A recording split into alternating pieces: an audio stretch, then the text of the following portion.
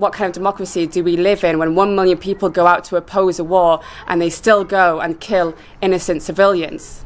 Enough is enough. How can we rest when we know companies and factories which are building weapons to kill people across the world are operating on our doorsteps? If they take the money off a company like Elbit Systems and just put their profits before the slaughter of the Palestinian people, they have their blood on their hands and they are a legitimate target. But we need all the support we can get because we are fighting against the establishment, we're fighting against UK complicity with Israel's apartheid regime, and we're not going to stop, but we need everyone's support.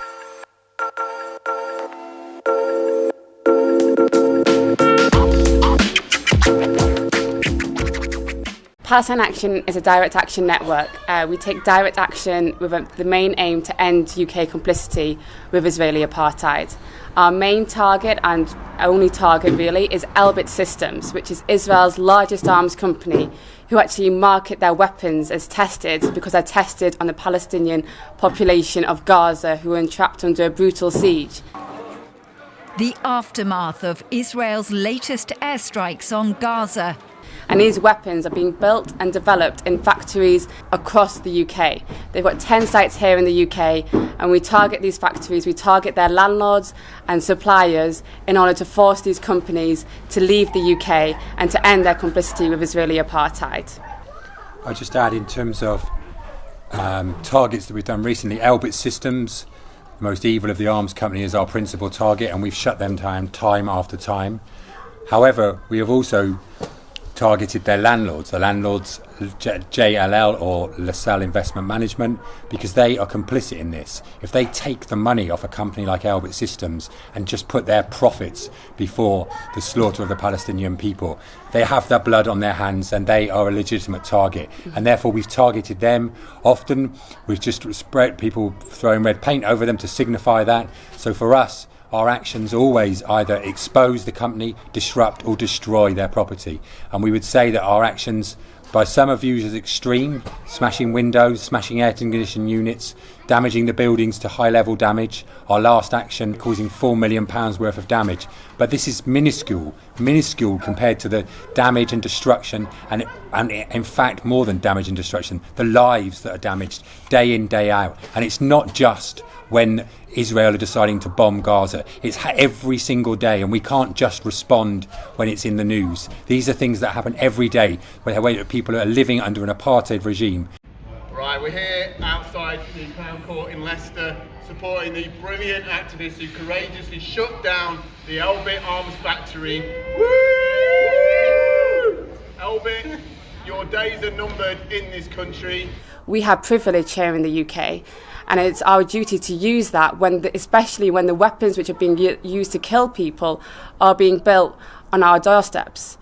We don't have a choice in this. For the sake of humanity as a whole, we have to take action, and the fact that these factories are still operating, are still standing by when people are being massacred, is not good enough. And if the MPs won't act, and if the government won't act, then it's up to us as people to act, because we have power. And I think over the years we've been made to feel that we don't have any power over these things. I would just add that we use direct action because we're tired. We're tired of signing petitions and going on marches that are ineffective and just feed into the political system which we think is broken. So we take direct action, we take the power back into our hands. People have the power to shut these things down. We don't appeal to governments. We don't go on marches. Many of us have been involved in things like that in the past. I myself marched with 1 million people against the Iraq war, and Britain and the occupying forces still went into Iraq, killing millions of people. And therefore, that was ineffective. And we say, maybe if 10% of those people who went on that march went to the arms factories, went to, in that case, to the British army bases and smashed up all of their things, they wouldn't have been used. So for us, direct action is the only way that's effective, and is the only thing through history that starts off these things. It's not the other way around. Shame on you! Shame on you! Shame on you! Shame on you! Shut Elbit down! Shut Elbit down! The UK has been complicit in the colonisation of Palestine for over 100 years. Essentially, they're the ones who started this mess in the first place, beginning with the Balfour Declaration.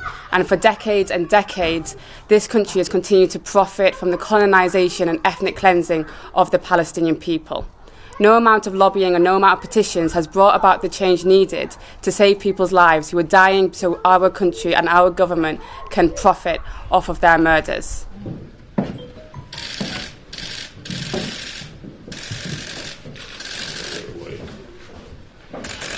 Good morning, everybody. It's a great pleasure to welcome. I am Iraqi myself. My mother is Iraqi and I'm also Palestinian. I remember in 2003 when over 1 million people went out to march against the Iraq war, and the UK still went to invade Iraq and killed 1 million Iraqis. My own family was terrorised by the UK and by the US. We lost contact with them for over a year. We didn't know if they were dead or alive. What kind of democracy do we live in when 1 million people go out to oppose a war and they still go and kill innocent civilians? Enough is enough. How can we rest when we know companies and factories which are building weapons to kill people across the world are operating on our doorsteps?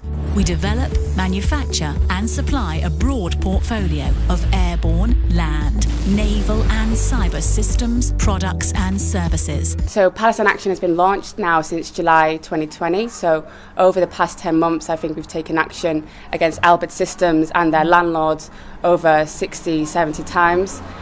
We've targeted their factories. It's included rooftop occupations.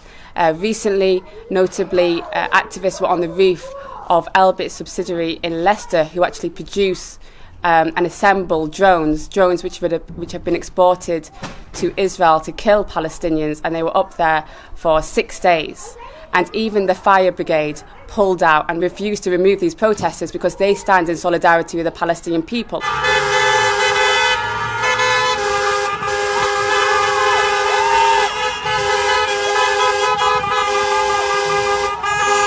They understood that if they took those protesters down, not only are they assisting the police in taking them down, but they're going to allow this factory to resume operations which will be building weapons which will be used to kill and massacre people across the world. Hundreds, if not thousands of people turned out in Leicester, and again they turned out in Birmingham for recent actions. The communities are waking up, and wherever Palestine Action goes, whichever roof we occupy, the people come out in support because they do not want these factories operating here in the UK. Palestine! Palestine! Shoot down Elbit! In Leicester, when the police tried to arrest the protesters, the local community put up fences, they barricaded the doors, hundreds of them came out, they used their own cars to block the police vans from leaving, and they demanded the release of those activists. Because what kind of world do we live in when those war criminals who profit from bloodshed, who profit from massacres and war crimes are here and have legalised companies here, but the activists who stop and oppose it in order to save lives are the ones who are being locked up? But if that's the consequences, then we'll take those consequences because there is no other choice, and we have so much privilege and we're going to use it to shut these factories down. We have recently, an action in Runcorn, extended our targets, partly because we have so many people joining us. We have hundreds, thousands of people joining us, willing to take direct action, willing to put their bodies on the line to bring an end to this brutal, evil arms trade and bring an end to Elbit Systems. We have done an action slightly outside of our principal targets, but in solidarity with the Grenfell victims, with the company Arconics that also supply parts to the Israeli warplanes. This was done as an action to signify this, and also again, as we've seen, the local community respond. The local community come out, they take action, they join in, they come outside, even put their own bodies on the line, sitting in the road, being abused and badly treated by the police.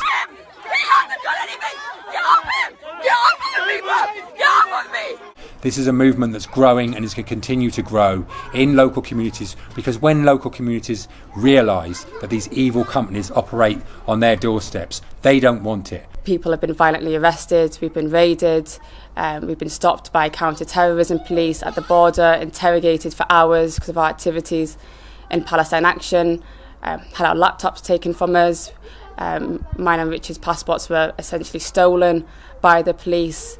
and given back only after 2 months and an intervention at the court.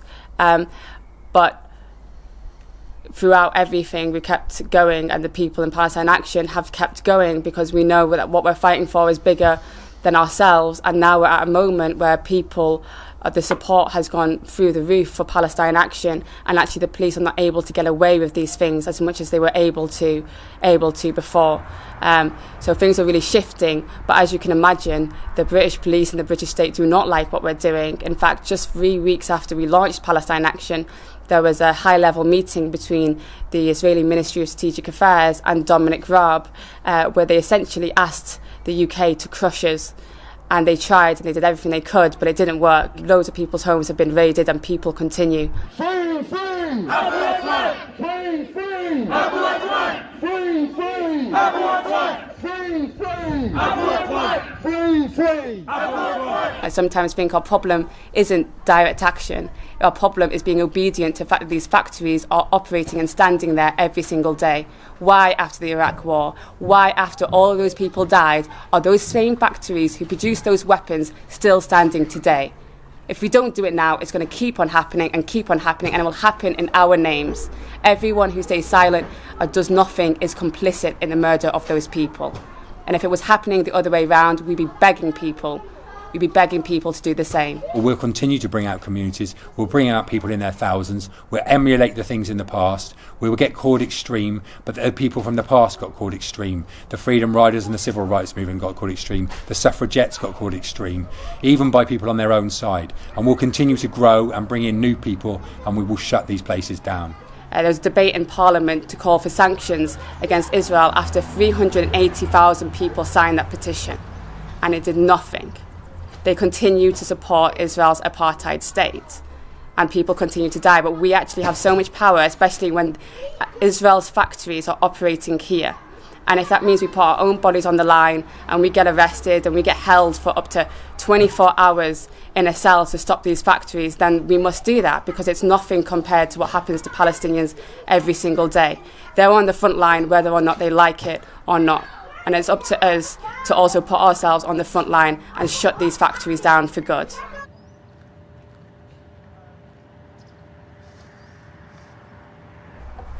The sites are literally everywhere, so wherever you are, there is a target. So if you are up for taking direct action and are willing to take that step, then you can join us and take action with other people and occupy these factories. You can also go on our website. There are guides on how you can take actions covertly, essentially how to take action and not get nicked. If you don't necessarily want to do that, support when these actions are happening. Come out, mobilise the communities, come outside the stations, come outside our court dates and donate, because we don't get money off companies or governments or anything like that. We do just rely on the generosity of individuals.